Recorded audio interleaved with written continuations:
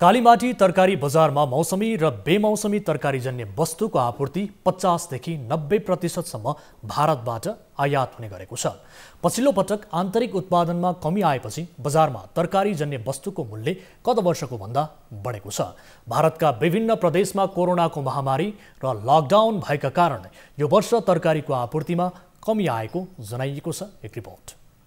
चालू आर्थिक वर्षमा तरकारी तथा फलफूलजन्य वस्तुको आयात गत वर्षको भन्दा घटेको र आन्तरिक उत्पादनमा पनि कमी आउँदा बजारमा तरकारीजन्य वस्तुको मूल्य बढेको हो। बजारमा गत वर्ष भन्दा तरकारीको आपूर्तिमा कमी आएको कालीमाटी फलफूल तथा तरकारी बजार विकास समितिले जनाएको छ। कालीमाटी फलफूल तथा तरकारी बजार विकास समितिका अनुसार काठमाडौँ उपत्यकामा करिब 98% फलफूल भारतबाट भित्रिने गर्छ।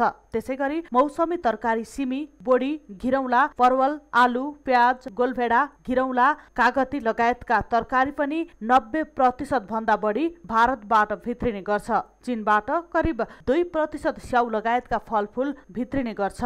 ताजा तरकारी भारतको उत्तर प्रदेश र पश्चिम बंगाल लगायतका ठाउँहरूबाट नेपाल भित्रिने गरेको छ। यो वर्ष कालीमाटी तरकारी बजारमा आन्तरिक उत्पादनको आपूर्ति गत वर्षको भन्दा कम छ। त्यसैगरी कोरोनाको महामारी र लकडाउनको कारण तरकारीको आपूर्ति भारतबाट पनि सहज रूपमा भएको छैन, जसले गर्दा बजारमा आपूर्ति सहज हुन नसक्दा तरकारीजन्य वस्तुको मूल्य गत वर्षको भन्दा माथिल्लो बिन्दुमा पुगेको कालीमाटी फलफूल तथा तरकारी बजार विकास समितिको उपनिर्देशक विनय श्रेष्ठले बताए। हिउँदे सिजनमा जुन बर्सात हुन सकेन समयमा, त्यसले गर्दाखेरि चाहिँ किसानहरूले समयमा बाली लगाउन सकेन अथवा समयमा तरकारीहरू रोप्न सकेनन् र अहिले आइसक्नुपर्ने तरकारीहरू चाहिँ अलिकति विलम्बित हुन गयो।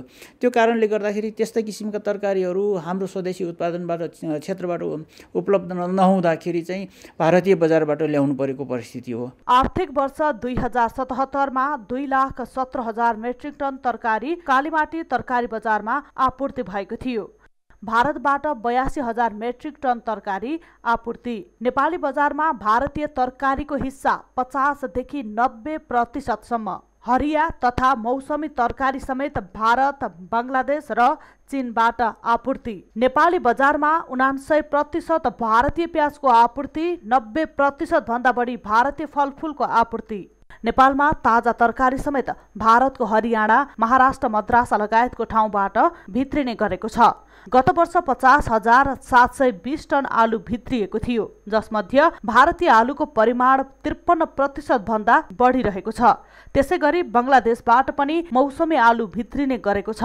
त्यसैगरी गत वर्ष कालीमाटीको बजारमा मात्र 23,296 टन प्याज भित्रिएको थियो, जसमा भारतीय प्याजको परिमाण 79% रहेको छ। कोरोना महामारी र लकडाउनको समयमा देशभित्रैबाट पनि आन्तरिक उत्पादनमा कमी आएको र भारत लगायतका देशहरूबाट पनि तरकारीको आपूर्ति घटेको हुँदा बजारमा तरकारी तथा फलफूलजन्य वस्तुको मूल्य बढेको कालीमाटी तरकारी बजारको भनाइ छ। नेपालमा पछिल्लो समय तरकारीजन्य वस्तुको मागको तुलनामा कृषि उत्पादन घट्दो अवस्थामा रहेको छ। सरकारले कृषिजन्य उत्पादनमा स्वदेशी कृषकहरूलाई प्रोत्साहन गर्न नसक्दा बजारमा तरकारीजन्य वस्तुको आपूर्ति बढ्न सकेको छैन, जसबाट आम उपभोक्ता मूल्य वृद्धि अभावको समस्यामा पर्ने गरेका छन्। क्यामेरामा विनोद बजगाईको साथमा नवराज चालिसेको रिपोर्ट।